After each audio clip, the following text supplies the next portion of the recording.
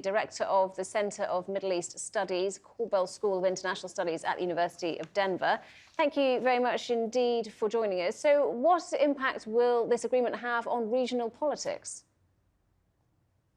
Well, I think it will, decrease tensions within the region, but primarily among the members of the GCC.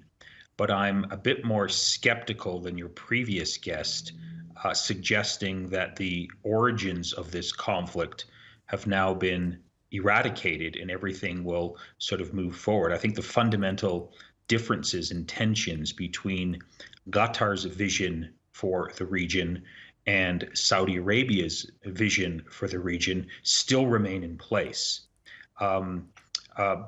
But obviously, any sort of reduction in tensions, lifting of the blockade is good news. I'm a little bit skeptical in terms of just how transformative this event might be. So what do you see happening in the future relationship? Do you think it will be back to how it was before 2017? No, I don't think so, because I think, as I just indicated a moment ago, the tensions and the differences fundamentally remain, and those are differences that are rooted in sort of Qatar's vision for the future of the Middle East, which is supportive of the forces of political change and religious-based parties, versus the vision of Saudi Arabia and the Emirates primarily, who loathe that vision and view Qatar as sort of an instigator and a promoter of instability in the Middle East. So that's not changing.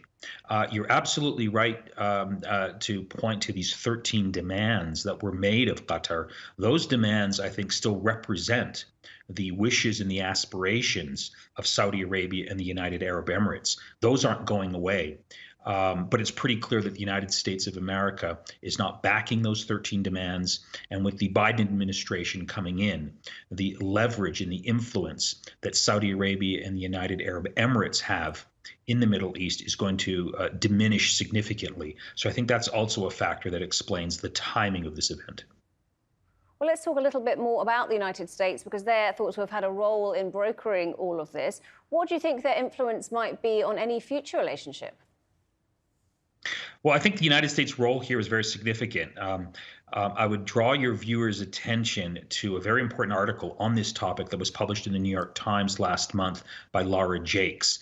And she said that this agreement that we're talking about really is driven by the Trump administration's obsession with Iran, in the following sense: that because of the blockade, Qatar had to pay Iran money for overflight fees, because Qatar Airways could not fly over Saudi airspace. And so, according to the New York Times, this agreement was fundamentally motivated by Trump's obsession with Iran, and, to quote the New York Times, to get, quote, one last kick in at Iran by diminishing its revenues that it was getting from Qatar. So that's the Trump administration's perspective. I think that's a big part of what's going on here, and that's why Jared Kushner is flying to Saudi Arabia tomorrow for the signing ceremony. They think this is a good deal because it squeezes Iran, which is, the Trump administration's primary obsession. With Biden coming in, I think things change. I think there's going to be an attempt to rein in some of these destructive policies that Saudi Arabia and the United Arab Emirates have been pursuing. And so we're looking at a very different, I think, U.S. foreign policy toward the Middle East once Joe Biden enters the White House. All right, thanks very much indeed for joining us today, Nader Hashemi from the University of Denver.